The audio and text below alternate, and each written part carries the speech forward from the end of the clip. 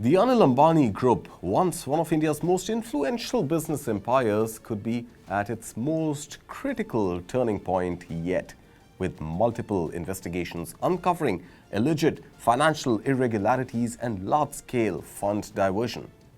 In the latest move, the Enforcement Directorate has attached assets worth about 7,500 crore rupees allegedly linked to the Reliance Anil Ambani Group in connection with investigations under the Prevention of Money Laundering Act or PMLA.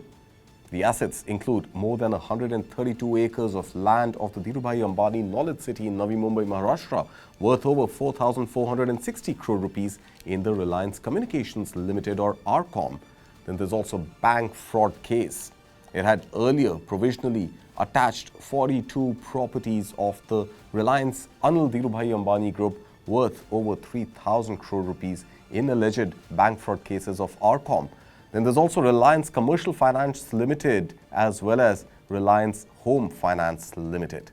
Now, this marks a deepening of legal troubles for Anil Ambani, whose companies have faced mounting financial stress and allegations of fund diversions for years now. Let's break down what's happening and how it got to this point. Well, the ED's latest order issued on October 31st provisionally attaches properties under Section 5(1) of the Prevention of Money Laundering Act. This means these assets can't be sold, transferred or altered with while the investigation continues. The properties are spread across the country from Delhi, Noida, Ghaziabad, Mumbai, Pune, Thane to Hyderabad, Chennai and multiple other cities, and include everything from corporate office to residential flats and land parcels too. Now, the ED says the attachments are linked to alleged money laundering and diversion of public funds raised by two Ambani Group companies, Reliance Home Finance Limited, RHFL, and Reliance Commercial Finance Limited, RCFL. To understand this case, we need to rewind a little and go back between the years 2017 and 2019. Now, during that time, Yes Bank invested heavily in these two Reliance companies, as much as almost 2,965 crore rupees in RHFL and about 2,045 crore rupees in RCFL. By the end of 2019, these investments had gone bad. Yes Bank was left with unpaid dues of more than 1,350 crore rupees from RHFL and almost 1,984 crore rupees from RCFL. Now, the ED alleges that the money Yes Bank invested, which ultimately came from public deposits, was diverted through a series of transactions into companies controlled or linked to Anil Ambani's group. And here's where things get interesting.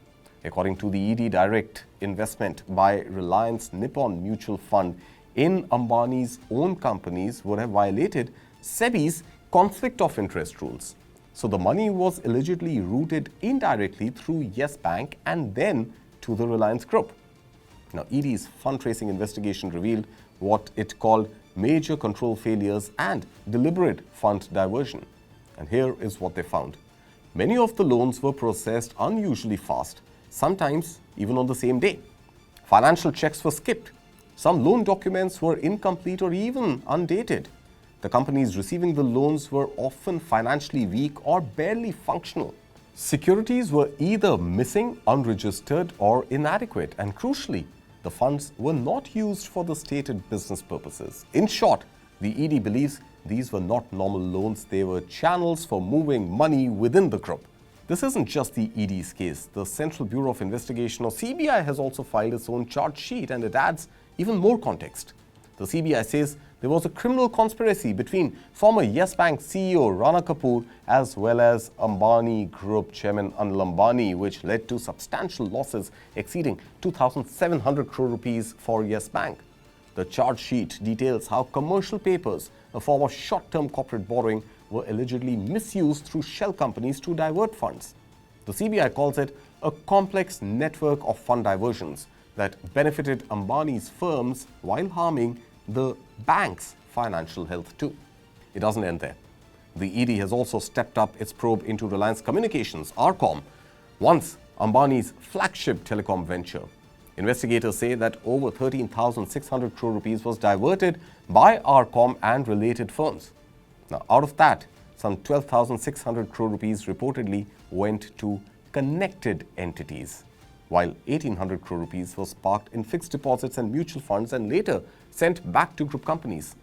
The ED also found misuse of bill discontinuing, a financial tool meant to help businesses manage their cash flow, which was allegedly used to funnel money internally. The agency says the goal now is to trace these funds and recover as much as possible since the money ultimately comes from public sources. To put this in perspective, Anil Ambani once led one of India's most visible business empires.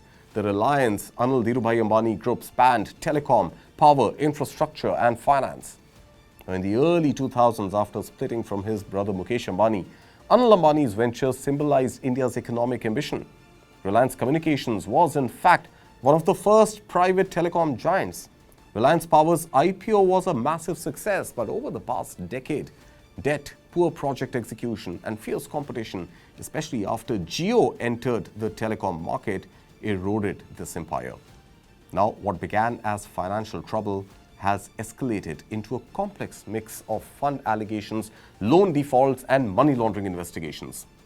The ED's asset freeze is only the latest in a long line of legal and financial setbacks for the Anil Ambani Group. Now, whether this marks the end of the road for one of India's most famous corporate families or the beginning of a long legal fight will depend on how the investigations unfold. For now, the picture is clear. India's financial regulators are tightening scrutiny and legacy business empires are no longer immune to accountability.